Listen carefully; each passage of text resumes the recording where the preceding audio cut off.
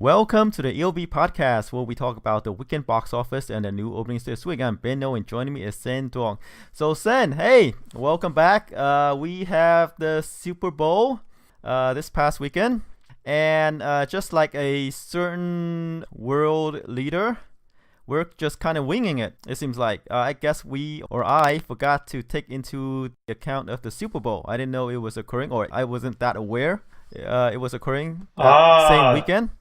Why? I guess because you mentioned that, you're probably alluding to the fact both of us were way off in our predictions. Oh, yes, exactly. I mean, the week before that, it was the protest, right?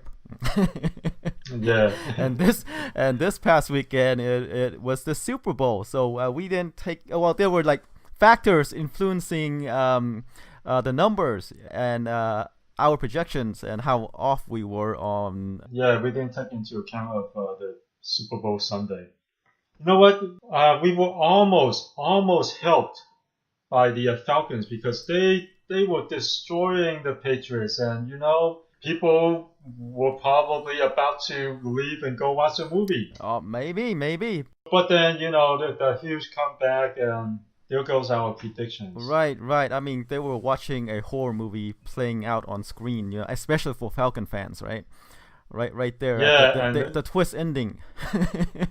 Yeah, why? But yeah, why?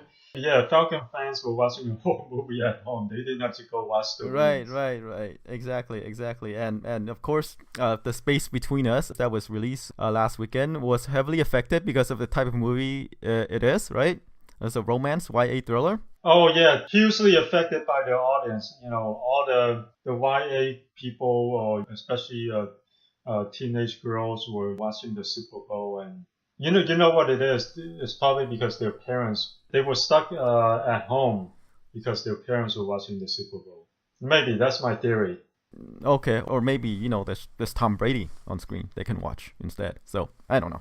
Oh yeah, that's right. Goddamn Tom Brady. Messed it up for Falcons fans, messed it up for everyone. Right. That's true. But like I said, there's a parallel between the way our predictions went and we didn't take into account the Super Bowl. Like I said, there's parallel between us and the current sitting president of a first world nation. Oh yeah. Just wing it. Don't prepare anything. Don't do your homework. Just go. Right. And just blame other people for your shortcomings. Or blame other events. Yeah. Those are all fake news. We have alternative facts. Right, alternative facts, and it is that our projections were right. And of course, these alternative facts always benefit us. Right. Okay, let's get going because we have some big movies coming out this weekend. We'll get to that, but let's jump right into the box office, which is, I guess, kind of affected by the Super Bowl. Some, maybe. Right? Maybe, but it looks like one of those things where they just kind of stay clear of the Super Bowl weekend, which is probably why the weekend following Super Bowl, there's all these, big movies coming out, which we all get to. Yeah, I mean, I thought it was because they cleared out this past weekend for the bigger movies, but there was something bigger going on that they were trying to stay clear of. Right. Okay, yeah. Let's jump right in. Okay.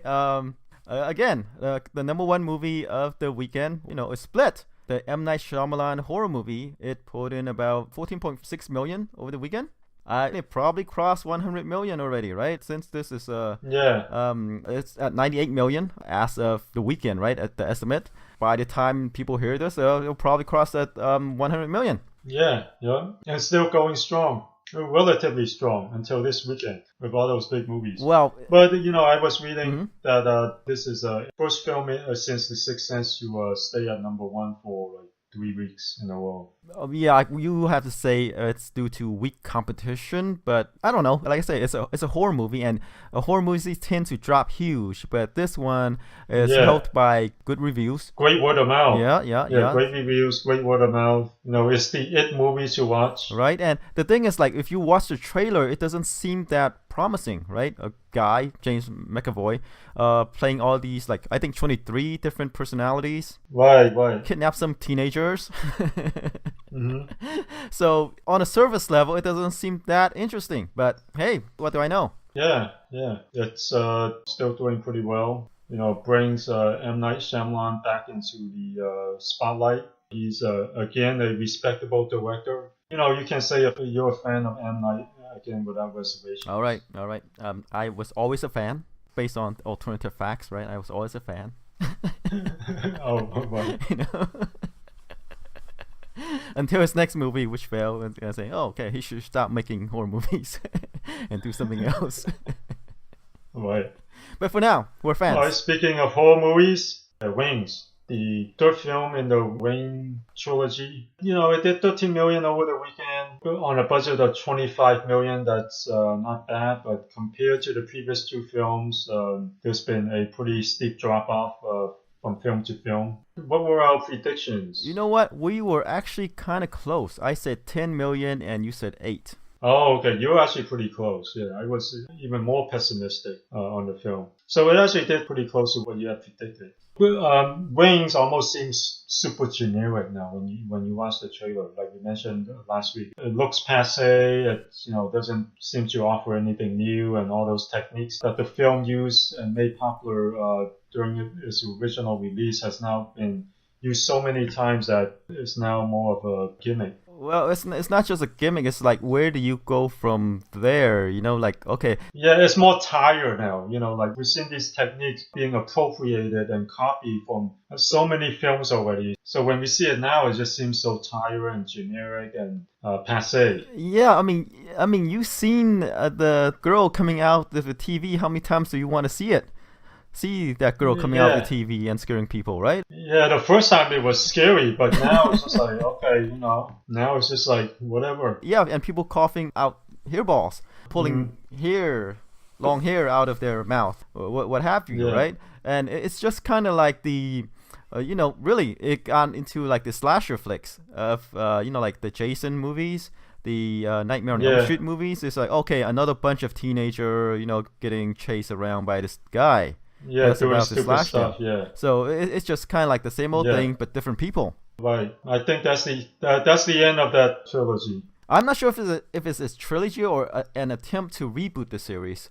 I'm not sure now. Yeah, it's more of an attempt, probably more of an attempt to reboot it, and it failed. Yes, it's kind of like them trying to kind of rejuvenate the Blair Witch movies. Yeah, yeah, pretty much. Yeah, and I think there is a certain tiredness of these reboots and sequels. We've seen so many, especially with the reboots, and I think people are just like, what? Another one of this? Can you guys give us something new? Right. Between sequels and reboots, we're just seeing the same stuff over and over again. Yeah, but to be fair to the studios, that's what people want to watch. It's like name properties people are familiar with, right? So that's why they're making it. Yeah, yeah. But now I think they're seeing that the people are pretty much saying, hey, we don't want any more reboots. But at the same time, you can't go the other extreme. There's always a balance. I remember there was a year when there were few sequels. Despite a lot of original films getting well reviewed, getting great reaction from the audience, it ended up being like one of the worst years at the box office because there were no sequels. Like everything, there needs to be a balance. If all you make is sequels, people will get tired of them. But if all you do is stay with original stuff, they take time to find an audience. Yeah, but the problem is really not just sequels, not the sequels or reboots. It's just that is there a reason for people to come back? You know what I mean? I think the reason sequels are not doing that well is just like these films have not given audience a reason to watch it. That really is the problem. It's not just the sequel, Well, there is, right? yeah. Well, there is a reason to watch them. I mean, people have invested in them. It's just that your hardcore fans will go watch it, but people outside of the fans want to watch it. That's the people that they're missing out on. Because these people who aren't hardcore fans of horror fans or fans of those original films will just be like, this again. Like I said earlier, I think lately there have been way too many sequels. And like I said before, if you have too few sequels, then the box office will suffer. But if you have too many, eventually people do get tired of them. All right. Well, something to be played out. I mean, like I say, these things goes in cycles anyway. Yeah, right, And then the audience and studios will adjust to whatever right, it is. yeah, I mean, there's always peaks and valleys, as with everything.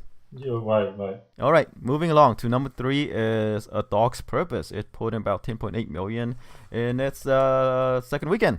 Domestic gross so far is 32 million. So I think despite some controversy, right, about the news from like TMZ or whatever saying the dogs were tortured, abused, Yeah. For in the making of this movie, I guess it didn't affect the box office that much. Yeah, yeah, yeah. There were follow-up stories that said that the TMC video was heavily edited to make it seem worse than it was. Mm. And then there was a investigation that found that no animals were harmed during the making of the film. Okay, right. So, all right. I'm not sure if I mentioned it, but it pulled in about 10.8 million over the weekend. Yeah. So Looks like it'll still end up being a modest hit at a budget of 22 million. This could do around 50 mil, maybe if it's maybe 60 mil. When the movie opened, we weren't that high on it. I think you said it would open Yeah. to 5 million. I said 8, but I said this movie could surprise because it's a feel-good animal movie. It had an 18 million Yeah. opening, and hey, Yeah, doing modestly well. right. Considering the circumstances. And as the lone kind of wide release family film. Yeah, yep. Okay, moving along to number 4 is Hidden Figures, an Oscar nominee for Best Picture. Yeah. Pulled in about 10.1 million over the weekend. Domestic gross is 119 million, and the worldwide take is 127. Of all the films in the top 10 that didn't, expand it held up the best. I mean, the drop off, despite Super Bowl, was only 28%. So it's holding up even better than La La Land. La La Land had a bump, last week because of the theater increases, but now La La Land has went back down to the 40% range in terms of the drop off, which we'll get to later. All right. I guess it's a surprise hit for Fox. Yeah. And depending on how it does in the Oscars, it looks like it actually has more momentum now than La La Land, because in terms of the box office, it's leggier than La La Land right now. Right. Could be a dark horse for Best Picture, which it was nominated for. In terms of word of mouth, in terms of the box office, it seems like getting better word of mouth than La La Land right now. Maybe, but like I said, a musical, a musical with singing and dancing, I think plays well to the people voting for these awards, because it takes, I think, like the people who make films kind of see the skills involved. To sing, dance, act, they enjoyed it. I mean, people would say, they could act, but can they sing? But here's the thing with La La Land. Okay. And here's the thing with Hidden Figures. Because of Oscar So White, Hidden Figures might be the perfect blend. It satisfies the African American audience, and it also satisfies the mainstream audience. So it might be that perfect blend. Because of Oscar So White, the Oscar members might reward something like Hidden Figures because it's a film that benefits both. Okay, so you're thinking. Whereas La La Land, because of the two leads are, still white. They're both very well reviewed films. Both are 90% on the tomato meter. Yeah, Hidden Figures is 92%, La La Land 93%. So they're both very well reviewed. But I think in terms of the awards, La La Land has garnered more awards attention than Hidden Figures. But I think because Hidden Figures might be that perfect reaction vote from Oscar So White. Okay, so a political vote from the members of the Academy. Yeah, maybe. Okay.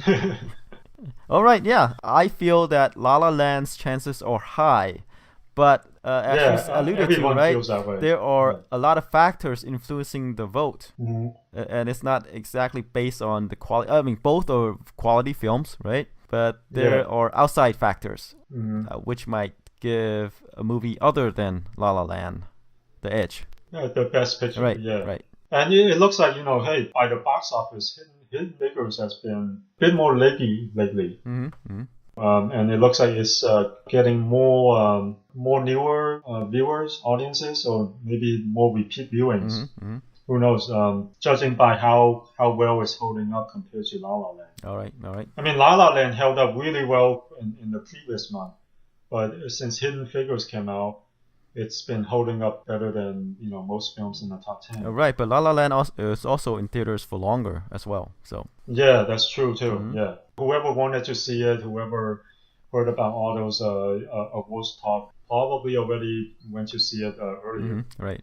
And of course, speaking of La La Land, it's number 5 at the box office, pulled in about 7.5 million over the weekend. Domestic gross is 118 million.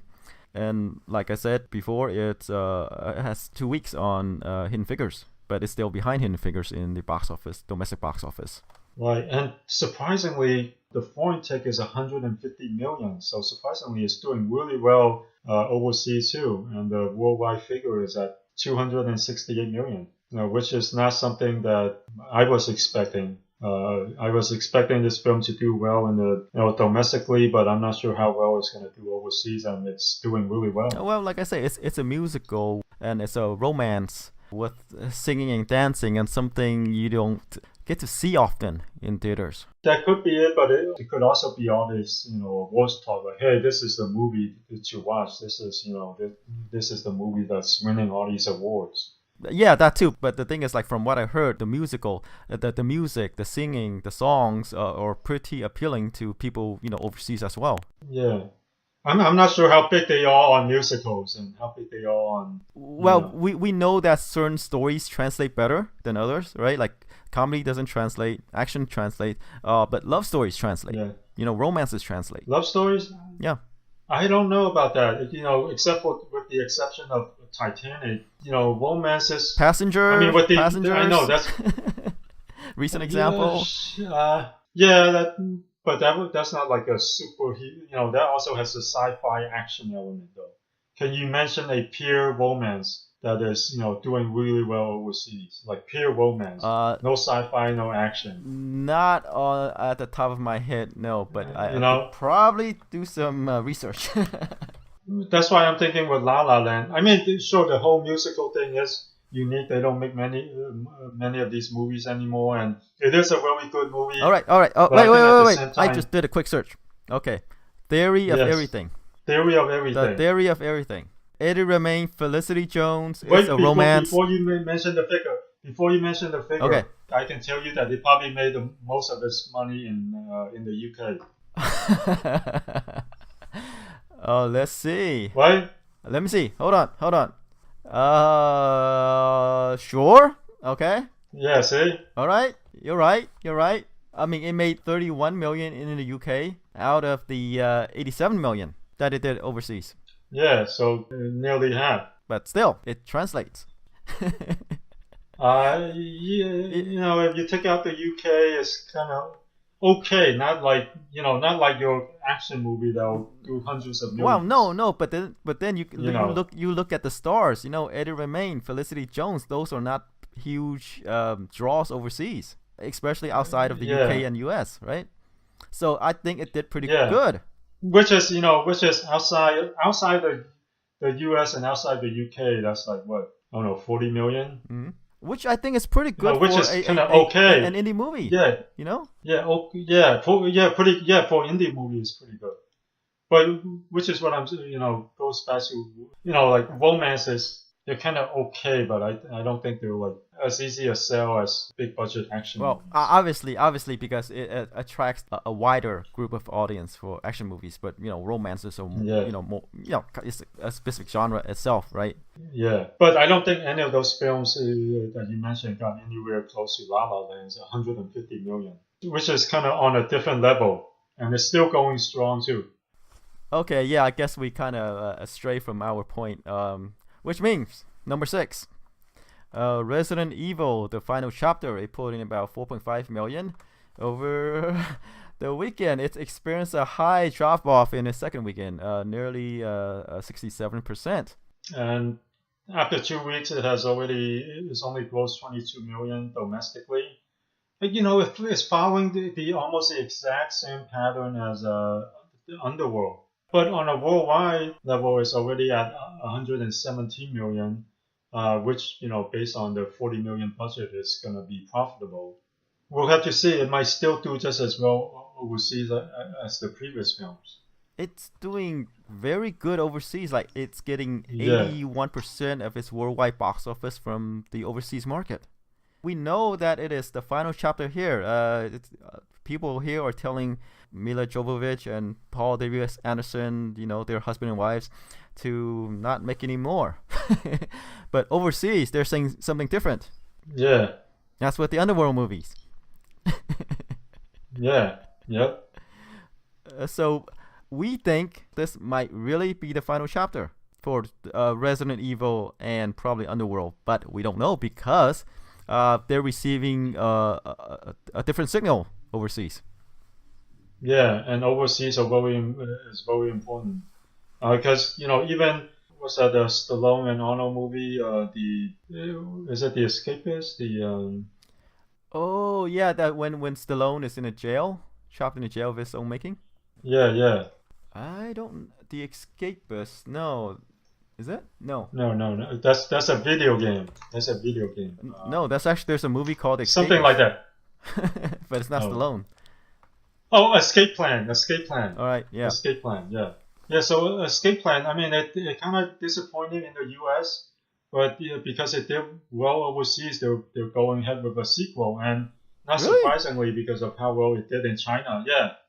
It's going to be a co-production, a Chinese Hollywood co-production because of how well it did in China. Wow. Okay, they know that. But yeah, the thing with Stallone movies, and you could also say that about Vin Diesel as well. There's a huge gap between sequels.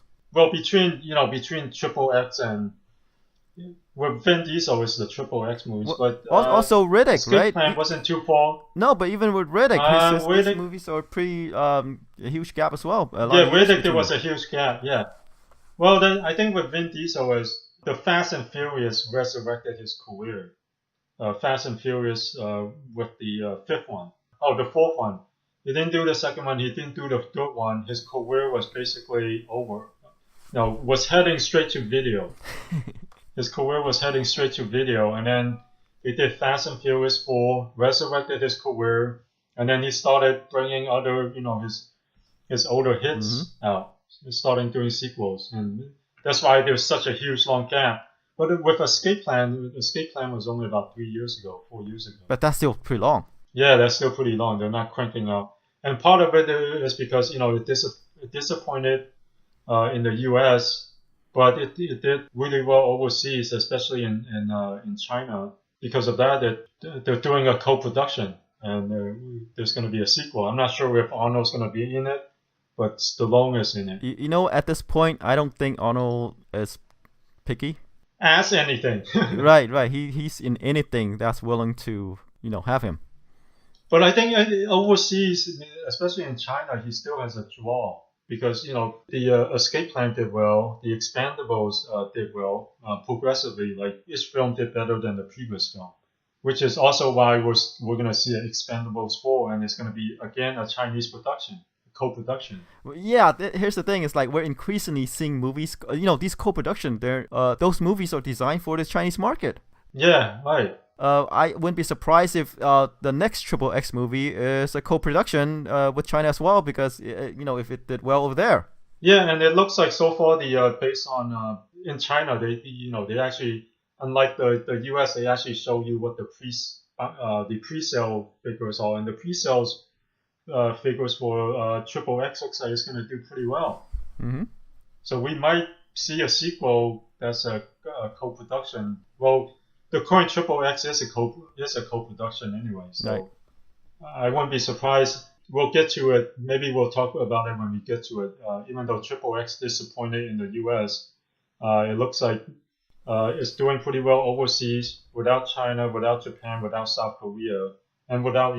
I'm not sure if it opened in India already, but it looks like it'll do really well in China, and that could push it over the edge. Mm-hmm. Yeah. I mean, we known this for a long while, because I guess we heard of people reporting, industries, people sounding the alarm that movies or made for the Chinese market.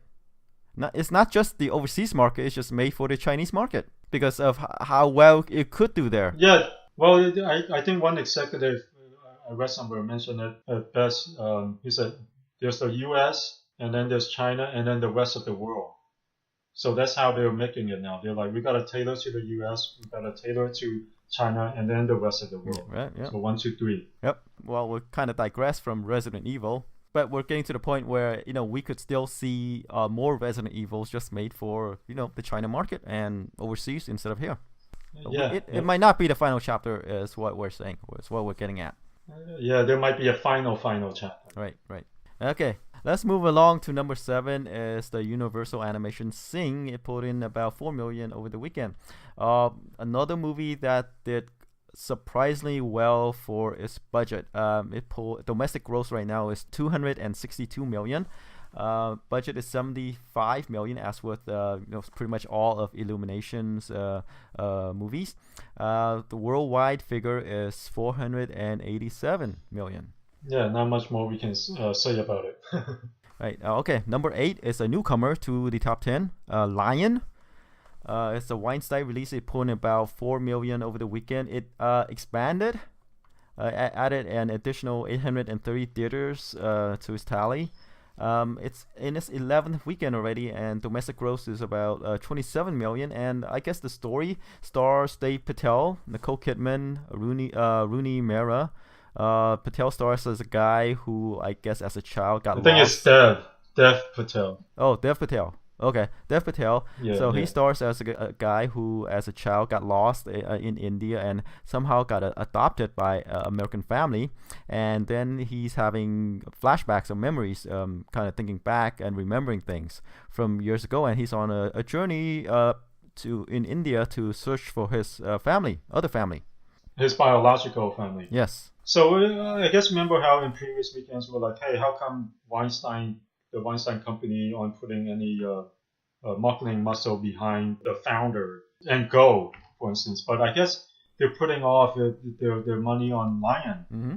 And Lion is one of those films that were talked about during the award season. And is it nominated for Best Picture? I think it is. Yes, right? Best Picture, supporting actor, supporting actress, adapted screenplay, cinematography, and original score. So it has 6 nominations. Yeah, the Weinstein company just put all their marketing muscle behind this film instead of the founder or Go. And for an indie film, it's doing pretty well. It's already grossed 25 million, and it looks like it'll do better now that it has expanded nationwide, and will probably continue to expand. Yeah, but it seems like it's kind of a late to the game, like a late expansion. Yeah, it is a kind of a late expansion, yeah. Which makes it more impressive. It did 20 million before the expansion, before the expansion to 1,400 theaters. So it looks like the word of mouth is pretty good for this film. I'm sure the reviews are pretty good. I think Lion, 87% on Rotten Tomatoes. So another one of those Best Picture nominees that's finally getting some mainstream attention. Right, but I felt that it's kind of late. Yeah, but it's kind of late to the game. Yeah, it's kind of late to the game. Yeah. All right, so moving along to number 9 is the other new release over the weekend, The Space Between Us. It put in about 3.8 million in its opening frame. We were wrong, especially me. I said it would open to 15 million, and you said 8. But like we said, this movie got hit hard by the Super Bowl. That's our story. That's our excuse. Yeah. At a budget of 30 million, this you can call it a kind of a bomb for STX, which before this have been doing pretty well with their releases. This is staying in their library. As we said, this is kind of like a similarity to these YA stories, like the what was that one? The Fault in the Stars, kind of has similar themes. Yeah. So Yep. we thought, at least I thought, it would probably could do better. It could appeal to the YA crowd, Yeah, the YA genre has declined really quickly right? Which in the last several years, which doesn't bode well for a movie that's coming up this weekend. you think? We'll get to that. We'll Yeah, I get to think. that. Okay. Yeah. So just staying on the space between us, as you said, the YA crowd, this genre that kind of caters to these. When we talk about YA, we're talking about these like adaptations of these books, Yeah. right? Yeah, like the Hunger Games, the Divergent series, the Maze Runner, Yeah, and then there's City of Ender's Bones. Yeah, Game, City of yeah, Bones. City of Bone. There's that Yeah. vampire movie, Vampire High or something like that. I forget which one. Yeah. But those kind of like cratered at the box office. Yeah. Yep. So you could say the YA genre came and went, Yeah. Yeah. Yep. and the space between us is the latest victim in this genre that didn't go anywhere, I guess. Yeah, it kind of came and went. I mean, even the Hunger Games was suffering in the last movie. Let's round off the top 10 with Triple X: The Return of Xander Cage. It pulled in about 3.7 million over the weekend. It experienced a huge drop off, 57%. Domestic growth so far is 40%, and You mean 40 million? yeah, 40 million. And like I said, I expect Yeah. this movie to do better, but it did not. Yeah, it followed the same trajectory as Willy, which opened around 18, 19 million and then just fell like a cliff. But like Riddick, or actually this is doing better than Riddick. In the foreign markets, the worldwide figure is already at 153 million, with China, South Korea, and Japan to come. In foreign markets, it's doing pretty well, solid numbers, but domestically, after it opened, it just wasn't holding up, wasn't drawing a crowd, despite the A minus cinema score, which is pretty high for this kind of film. Yep. So I just couldn't explain it. Like you said, Vin Diesel made a sequel to a film that he made 15 years ago. That too, and maybe, just maybe, that outside of the Fast and Furious movies, Vin Diesel is not that big of a draw. Yeah, not anymore. Yeah, Not anymore. like his other movie, that one that he did about him being a what's that, a witch hunter? Recent one? Yeah, Witch Hunter yeah. did do well. Yeah, the last Witch Hunter that had a 90 million budget. It only grossed 27 million domestic. Yeah, right. And how did that do overseas? As expected, did pretty well, 119 million. Okay, so yeah. But the budget's 90. But still, with a 90 million budget, that movie still lost money. Yeah. Yeah, that's the thing. I mean, plus now you can see that he's aged a little bit. He's no longer, he's kind of flabby right now. But I mean, back when Triple X was first released, it did open huge, like 50 million. So, and it did ended up doing like Fast and Furious numbers. But he waited 15 years to do a sequel, and people kind of like just didn't care. But I think more importantly is that Vin Diesel is just not drawing crowds outside of his Fast and Furious movies. Yeah. If you are a star, right, regardless of what you're in, you'll bring them in. Yeah, especially something like Triple X, which is kind of marketed directly to the Fast and Furious fans, and it still didn't draw that kind of crowd. Outside of the Fast and Furious films, he's just not that big of a draw. Okay, so I guess the question is, will we see more Xander Cage? We might because of China and possibly South Korea and Japan, but mostly because of China. The pre-sales figures for Xander Cage looks pretty good in China. Okay, all right. So more Xander Cage is what you're saying. Possibly because of China. Right. Okay. Yeah. All right. So something to keep an eye on. Wouldn't be surprised if there are more Xander Cage, because as you say, they're going to make a sequel to the Escape Plan. Yeah. Yep. They are. So yeah, if they made one for that, then they'll probably make one for this. Yep. All right. So that rounds out the top 10. Let's move on to the new releases this weekend.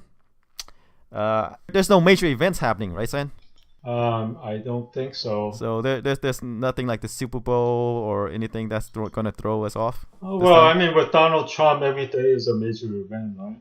You never know what he's gonna say or do that's gonna, whatever impulse compels him to do something that just makes everyone go crazy. Oh, right. He might block off access to the theaters.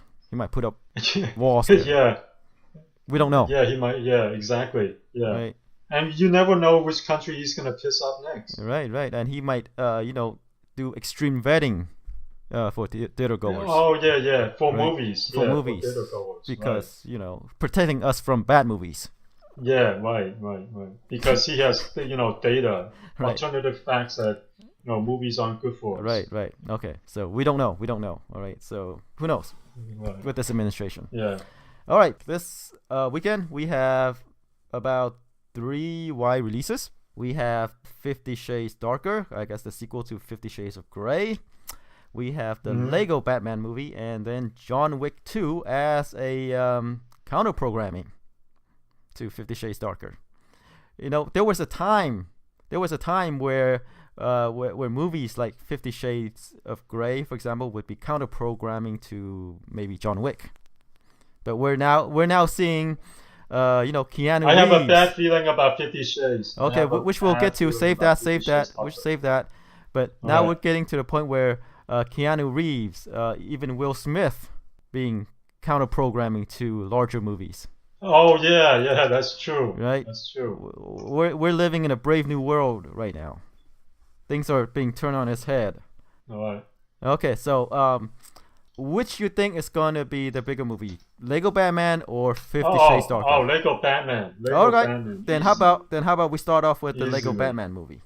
Okay, sure. Lego Batman movie. The Lego movie was a surprisingly huge hit. It made 260 million, 200 something like that. 257 million domestically, 469 million worldwide.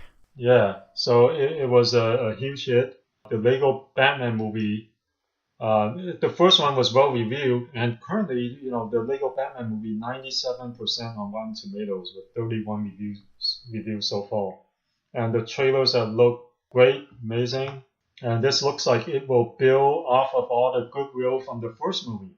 Let me see, and the first movie opened to 60 something million? 69, nearly 70 million. Yeah, so this one could do more. Wow.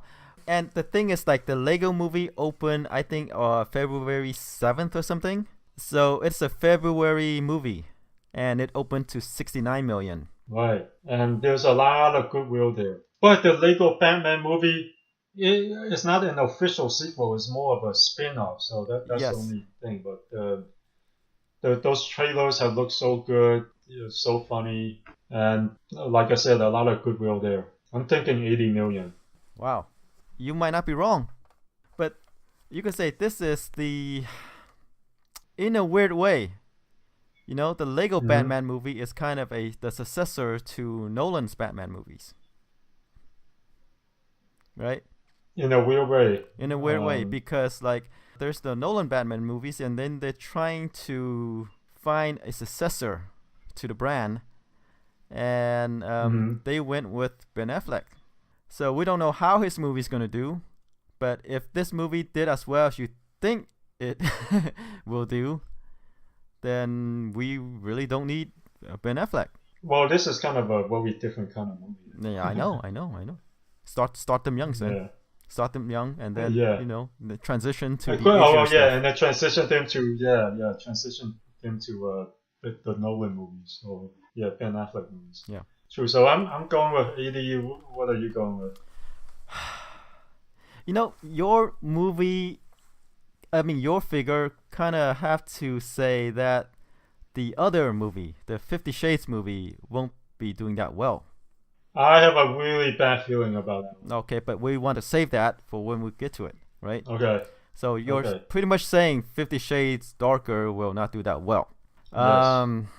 But like I say, there's kind of a weird dynamic here. Okay, there's the kids movie, and then there is the movie that's targeting at the moms who are bringing the kids, Yeah. right? All right. There is that weird dynamic. Yes, there is that. Okay. How about I go with 70 million? Alright, 70 million. Yeah, I think it'll probably open about the same as the Lego movie. Mm-hmm. But, it might actually go toward your figure if 50 Shades Darker is not going to do that well. Right? That means the parents taking the kids will be watching the Lego Batman movie instead of 50 Shades. Right. Yeah. All right. Yeah, we'll get to it. But which movie should we move on to next? Okay, how about you bring us in? Sure, we'll go to 50 Shades. Yeah, 50 Shades of Grey, the original film was it was a world phenomenon. And so when the movie opened, it did 85 million. The 3-day figure was 85 million. By the following weekend, the drop off was like 74%. So a lot of people rushed out to it. It was very front loaded, and it's part of this whole YA crowd. And like we mentioned previously, the YA brand have declined dramatically. I kind of have to stop you there. This one is a little bit older. Yeah, I don't think 50 Shades is YA. It's kind of like what the mommy group. Yeah, true. But still, I mean, based on the recent trend of YA, because 50 Shades was a kind of a fan fiction based on the Twilight films, the Twilight novels. So it's kind of related. The drop off was huge. It felt like one of those things that people went to see because of the phenomenon, out of curiosity, and they're satiated by it. And based on the recent drop, I don't think this was going to open anywhere near as like 85 million or what have you. I think it's going to be like mid-20s, 30s. Wow. Okay. I'll stick with a figure. I'll go with 25 million. Okay, 25 million. I'm not so sure, really. Like you said, the bloom might be off of the 50 Shades movie, or it might not. I mean, the fans are still there, I think. But I don't know, because the drop off was super huge. It didn't reach beyond the fans. I'm sure it's a huge fan base, but it didn't go beyond that. Right, but we're talking about based on the drop off, on the huge drop off. Sure, but we're talking about the fans who front loads the movie. We're talking about the opening weekend. Yeah. Right? We're not talking about the drop off afterwards. So the question is, will the people, the fans who rushed out on opening weekend return for the second movie, right? Yeah, and the whole 50 Shades phenomenon, I think, has come and gone. No one's been talking about 50 Shades since the movie. Well, not no one, but you don't hear about people leaving the book in the airplane, or you don't hear about people reading it anymore. Well, but it has been a number of years. Yeah, the steep decline of YA-related films, I think, will also happen here. So I think it's going to be like the Dan Brown, the Da Vinci Code movies, where every subsequent film has declined dramatically. No. And all right. I think this will suffer. Okay, Sen. All right. Like that film. Okay, I will. You have to make that joke, Sen. You have to make that joke. I'm not gonna make it. I have no comedic talent. Oh, come on. Go do it. Okay, so 50 Shades Darker, you think will take a beating at the box office? It's gonna get punished by the people, the audience, by the fans, and the people behind the movie are probably gonna experience some pain, right? Okay. All right. Sure. Okay. All right. That was kind of painful to do, but yeah. Okay. I don't have any comedic talent as well, but let's get our laughs in while we can. Okay. What are you going with? I don't know if it could do 85, but I don't know if it will drop that huge to 25. Yeah, I know I don't think it'll do anywhere near 80s. No, not 70s, not 60s. I don't. Yeah, yeah. I think it was a novelty and people have seen it and they're kind of I think they're way past that now. Okay, so how about To be honest, I go with 45 million. 45. 45. Possible. Mhm. Yeah, 45 sounds reasonable. I'm more pessimistic. Right. I don't think it could lose that much steam. Like, Yeah, that's like true. if you think about a sequel, like even if the first one failed to impress, right? The sequels usually kind of could, normally do kind of half of the previous openings, right? Yeah. You could be more right than me. I think yours is a more realistic number, but I'm like, man, it hasn't looked that great for the whole YA genre. Yeah, but And I I know think, this is a little bit older, but yeah, that huge drop off from the second weekend of the first film to me was troubling, really right, troubling. right. And I would normally go higher if not for the Lego movie. All right, we'll see how it will play out over the weekend. Let's move on to John Wick 2, the second chapter. That's pretty much more of the same, right? Yeah, there's only a few reviews on Rotten Tomatoes, but there's about a handful, and they're all good. They're all positive. The first one was kind of it made about 43 million. It was a modest hit, and it was well liked. It's hard to say how much of an audience it has built up through home video. I think a lot of people did discover it on home video, and their opinions are like very extreme. Like they love it. They think it's the best movie ever. The thing is, I heard a lot of great things about it before I saw the first one, and when I went in, I was kind of disappointed. But people who have seen it after its theatrical release had the opposite effect on them. They loved the film. They think it's like I said earlier, the best film of that year. So I'm not sure how well that translates. Am I just seeing a few really strong opinions, or has it really the word of mouth have spread out that to a bigger audience? Right, but then again, you have to look at the landscape, right? We have a Lego Batman movie. We have 50 Shades Darker. Yeah. So, you do the math, and if they kind of did... They all did well. Yeah. So there might not be much room for John Wick 2 if 50 Shades of Darker did better than our projections. Yeah. Wait, the first Lego movie opened a week before 50 Shades of Grey, right? Or did they open during the same weekend? Let's take a look. 50 Shades of Grey was in 2015. I think the Lego movie was 2016, right? No, 14. Yeah, the Lego movie was 2014. Oh, 2014. Yeah, so different year. Okay, all right, different year. All right. Okay, so let's go back to John Wick Chapter 2. The first film opened to 14.4 million. This one, what do you think? Do you think it's gonna? I think it's gonna get a bump because of the great word of mouth. Okay, I'm just gonna lay it out there. 10 million. 10 million. 10 million. Really? Well, like I say, do the math. I did the math, and if 50 Shades Darker is gonna do about 45-ish or more, Lego movies, could probably end up in your range, 80 or more, right? Where does that leave John Wick 2? I mean, here's the thing. You have the Lego movie for the kids, John Wick for the you know what? It's going to be a family outing and everyone's just going to split up and the kids are going to be on their own. Maybe, right? Maybe. We don't know. Yeah. But, I might be high on the Lego Batman movie, but I think John Wick Chapter 2 will build on the first film. I think it can open to 20 million plus. Wow. So okay. All right. And we could also... I'm thinking low 20s. Okay. We could also see this phenomenon where kids buy tickets to the Lego Batman movie and, went to see... Go and watch John Wick. John Wick or 50 Shades. That's true. The naughty ones. Yep. And you know which one they're going to go for.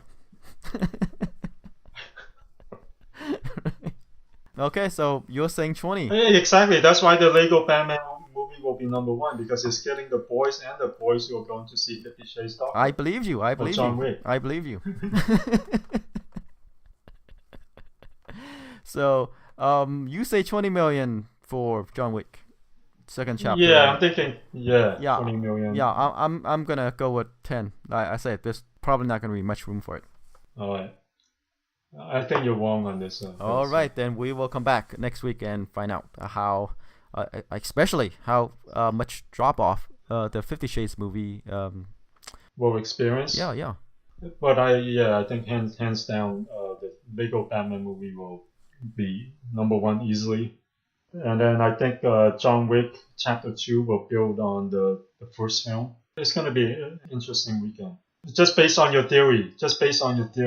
Right. And you might be right on some aspect as well for the 50 Shades movie because like if it's still the phenomenon that it is, I mean, Warner Brothers might not release the Batman movie in this time frame. I think it's counter programming though, because let me just take a look at Sex and the City because I think the second Sex and the City drop off pretty huge. Oh yeah, nearly half. So you could be right, like I'm thinking extreme drop off. You're thinking, like 50% drop off, which is kind of what happened with between Sex and the City and Sex and the City 2. Right, but with 50 Shades, they're kind of like the continuation of the previous movie.